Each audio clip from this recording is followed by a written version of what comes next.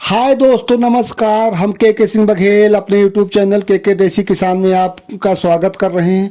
आज हम आपको चने की खेती के बारे में बताएंगे। इस समय खासकर तो चने में इल्लियों का प्रकोप है, उसके बारे में आपको हम जानकारी देंगे कि उस पर कौन सी दवा डालनी है, उसकी देखरेख कैसी करनी है। आप हमारा वीडियो देखते चलिए, आपको पूरी जानकारी हम उपलब्ध कराएंगे। आज हम आपको एक खेत का मुआयना करके आपको दिखाएंगे कि इल्लियाँ कैसी होती हैं, क्या नुकसान करती हैं। आप देखते चलिए। हम आपको इल्लियाँ, ये देखिए अभी इल्लियों का प्रकोप शुरू हो गया है। अभी तो छोटी छोटी इल्लियाँ हैं। इसी समय आप उसकी सुरक्षा करिए। आप कीटनाशक उस पर डालिए। कई कीटनाशक उपलब्ध हैं पे, खासकर एक है आपका बायर कंपनी का फेम दवा है, उसका आप छिड़काव करिए 7 ml प्रति टंकी। एक टंकी जो होता है आपका स्प्रे पंप का, तो उस पर 7 ml डालिए और पानी डालिए, उसका आप छिड़काव करिए। और श्री राम कंपनी की है बेंजो, ढेर सारी दवाएं हैं, पर सबसे बेटर कॉपर कंपनी की बेंजो है, आप उसी का उपयोग करिए। फिर भी आपके अगर एरिया में उपलब्ध नहीं हो पा रही, ये देखिए इल्लियों का देखिए, इतनी बड़ी बड़ी इल्लियाँ हो गई हैं। आप देखते चलिए। इनका बस वही उपचार है कि आप इस पर दवा डालिए, नहीं ये सब खेत पूरा सफा चट कर जाएंगे, फिर इस पछताने के अलावा कोई रास्ता नहीं रहेगा। तो आप इसका अपने खेतों का जाके जरूर मुआयना करिए, देखिए कहीं आपके खेतों में भी तो नहीं लगी हुई हैं, क्योंकि इसी समय किसान की मेहनत रंग लाती है। तो अगर इल्लियाँ सफा चट कर जाएंगी, देख लीजिए कितनी बड़ी बड़ी इल्लियाँ हो गई हैं। इस समय बहुत प्रकोप है। और दूसरी गलती किसान क्या कर जाते हैं कि जो किसान बीज बोते हैं उसका उपचारित नहीं करते। बीज को उपचारित करके ही बोना चाहिए। उससे क्या होता है कि पौधों की ग्रोथ अच्छी होती है, तो उस पर कीट पतंगों का उतना हमला नहीं हो पाता। बीज उपचारित करेंगे तो कीट पतंगों का हमला नहीं होगा। देख लीजिए कीट, कितने कीट लगी हुई हैं। तो आप भी जाके देखिए, इल्लियों का इस समय प्रकोप है। तो आपको हम बता रहे थे खेती के बारे में, चने की खेती कैसे की जाती है।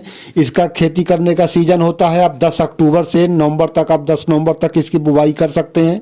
बुवाई करने के पहले अपने खेतों की गहरी जुताई करिए, फिर हो सके संभावना तो उस पर पानी डालिए, फिर उसके बाद जुताई करिए, फिर बुवाई करिए। अगर पानी की उस समय आपके पास साधन नहीं है तो आप ऐसे भी बुवाई कर सकते हैं। देखिए कितनी बड़ी बड़ी इल्लियाँ हैं, तो बुवाई कर सकते हैं।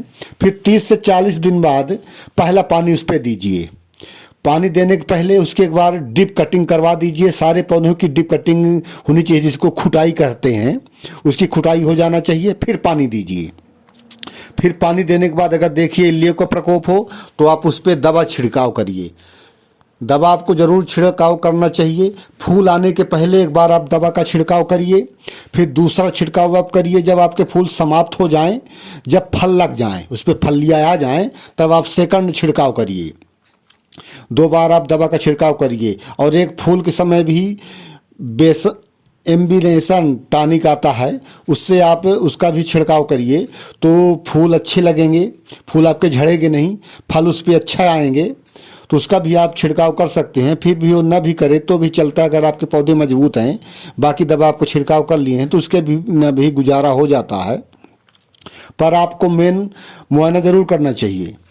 तो दूसरा पानी आपको देना है जब आपके फूल झड़ जाएं, फलियाँ लग जाएं। अगर फूल झड़ते समय पानी, फूल लगते समय अगर आप पानी दे देंगे तो आपके पौधों में फिर से ग्रोथ चालू हो जाएगी, फल आपके कम लगेंगे, चने के पौधे ज़्यादा लंबे हो जाएंगे। तो फिर आपको नुकसानदायी है, उस पर फल कम लगेंगे। तो फल लगने के बाद ही आपको सेकंड पानी देना है। ये गलती आप मत करिए, इसको ध्यान से देखिए। बाकी हमारा वीडियो अगर आपको अच्छा लगा होगा तो हमारा चैनल के देसी किसान, आप उसको सब्सक्राइब करिए, हमारा वीडियो लाइक करिए, अपने दोस्तों में शेयर करिए। पर आपसे गुजारिश यही है कि आप अपने खेतों का जाके मुआयना करिए, कहीं आपके फसलों में भी तो नहीं लगी हैं इल्लियाँ। ये किसानों की सबसे बड़ी दुश्मन है इल्लियाँ। किसानों के मित्र हैं पक्षी, पर इस समय पक्षी की कम देख रेख है। पक्षी आपको दिखाई नहीं दे रहे हैं, सारे पक्षी पता नहीं कहाँ गए, मर गए कि कहाँ गायब हो गए, क्योंकि किसानों की सबसे बड़ी सहायक पक्षी हैं। वो छोटे मोटे कीट पतंगे सब खा जाते थे, पर अब नहीं हैं। तो आपको अगर हमारा वीडियो अच्छा लगा होगा तो आप हमारा चैनल सब्सक्राइब करिएगा।